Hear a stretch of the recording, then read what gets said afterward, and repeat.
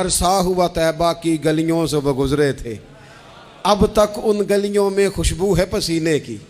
रसूल पाक के पसीने से वो खुशबू आती थी कि सहाबा फरमाते हैं ना कभी कस्तूरी से आई, ना कभी अंबर से आई, ना किसी और शहर से आई। कह लेने दो ना मुझे मुख चंद बदर शाशानी है ते मत्थे चमक दी लाट नौरानी है, ओदी काली जुल्फ ते अख मस्तानी है।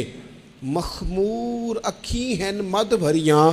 खुद नात लिख रहे हैं, खुद तसव्वुर दे रहे हैं और खुद ही कहते हैं सुबहान अल्लाह। माँ अजमला का, माँ अकमला का, माँ अहसना का। ओ किथे मेरे अली, किथे तेरी सना, ये मुश्ताक अखी भी किथे जाड़ियाँ।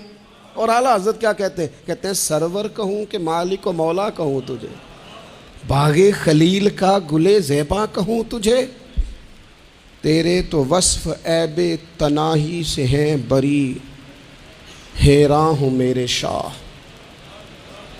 मैं क्या क्या कहूँ तुझे, कहाँ कहाँ से तेरी नातें तराश, क्या क्या कहूँ तुझे, क्या क्या कहूँ तुझे। लेकिन रज़ा ने ख़त्म सुखन इस पे कर दिया, खालिक का बंदा और खल्क का आका कहूँ तुझे।